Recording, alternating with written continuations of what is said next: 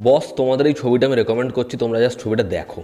তোমরা যদি ছবিটা দেখে মস্তি না পেয়েছো তাহলে বলবে।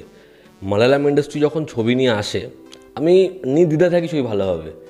তার মধ্যে এরকম কনসেপ্ট এবং বাসিল জোসেফ, মানে এই লোকটা ডিরেক্টরের চেয়ারে বসুক বা এই লোকটা ছবির ফেস হোক, এ থাকা মানে ছবি গ্যারেন্টি ভালো হবে। ছবিটা হিন্দি ডাবিংয়ের সাথেও অ্যাভেলেবেল রয়েছে। ছবির নাম কি? ছবির নাম হচ্ছে পন ম্যান। এই ছবিটা অ্যাভেলেবেল রয়েছে হটস্টারে। ছবিটা রিসেন্টলি রিলিজ হয়েছে হিন্দি ডাবিংয়ের সাথে। হটস্টারে যাও গিয়ে ছবিটা দেখো। ছবির গল্পটা আমি একটু করে বলছি, তুমি দেখো ইন্টারেস্ট পাও কি না। এখানে দেখানো হচ্ছে যে এখানে প্রথা রয়েছে যে মেয়েদেরকে বড় করে মানে বিয়ে দেওয়া হবে, যেমন পণ প্রথা চলে আর কি। যে মেয়ের বাড়ির লোক কী দিচ্ছে, 25 তোলা সোনা এটা দাবি করেছে, দিতে হবে তাদেরকে। এবার একটা বিষয় হচ্ছে, এরা যখন বিয়ে দেবে তখন প্রচুর মানুষ টাকা দেয় এবং এই যে কালেকশনটা হচ্ছে টাকার, তো সেটা এদের একটা আলাদা হিসাব করা থাকে। এবার এখানে বাসিল জোসেফের যে ক্যারেক্টার, সে হচ্ছে সোনার দোকানে কাজ করে। এবার সে জোহরি, সে যাচ্ছে এই সোনাটাকে দিয়ে দিচ্ছে, অ্যাডভান্স দিয়ে দিচ্ছে। এবার এই যে কালেকশন হবে সেখান থেকে তার টাকাটা সে পেয়ে যাবে। এবার যদি টাকা কম পড়ে তাহলে সে সোনা নিয়ে চলে যাবে, এটা হচ্ছে তার প্ল্যানিং। কিন্তু সেখানে সমস্যা। এবার এরপর যা যা জিনিসপত্র হবে তোমার মাথা খারাপ হয়ে যাবে। যেরকম কমেডি সেরকম থ্রিল এবং পারফরমেন্স। এই ছবিটা তোমরা জাস্ট ভুলেও মিস করো না। ছবির পজিটিভ দিক এবং পজিটিভ দিক, তার কারণ আমার ছবিতে কিছু খারাপ লাগেইনি। ছবির প্রথম পজিটিভ দিক হচ্ছে ছবির হিউমার। ছবিতে যা কমেডি আছে, মানে সিরিয়াস সিনে যেরকম ধরনের অ্যাপ্রোচ, ব্যাপক। এবং যদি ছবিটা মানে যারা সাবটাইটেল পড়ে অরিজিনাল ল্যাঙ্গুয়েজে ছবি দেখে, তারা যদি ছবিটা অরিজিনাল ল্যাঙ্গুয়েজে দেখে উইথ সাবটাইটেল, তারা আরও বেশি মস্তি পাবে। হিন্দি ডাবিং ভালো, খারাপ নয়, তবে কিছু কিছু জিনিসপত্র সাবটাইটেলে না মজা রয়েছে। এবং এই ছবির মধ্যে দুটো কমেন্ট্রি রয়েছে। এক হচ্ছে এই ছবিটা কিন্তু পণ প্রথাকে ব্যাপকভাবে পোক করছে, যেটা দারুণ, জাস্ট দারুণ।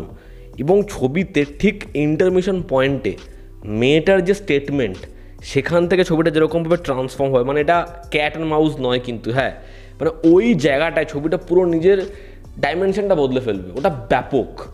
এবং ছবিতে এই যে পলিটিক্যাল একটা দিক রয়েছে, যে কারা সাফার করে, কারা মারা যায়, যারা হচ্ছে এই পার্টি বা যে কোনো আইডিওলজি সেটার একদম নিম্ন স্তরে থাকে, এই দুটোকে ছবিটা একদম শুরুতে এবং এন্ডে যেভাবে এনেছে, তোমাদের দারুণ লাগবে।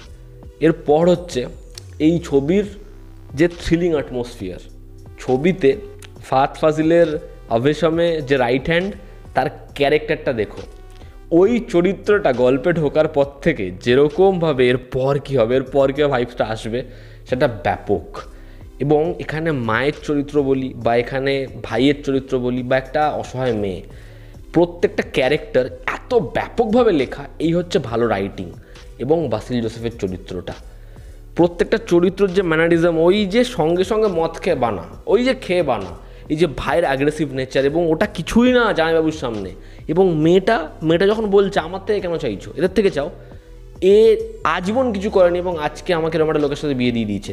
খালি স্টেটমেন্টগুলো দেখো, ক্যারেক্টারগুলো দেখো, ব্যাপক।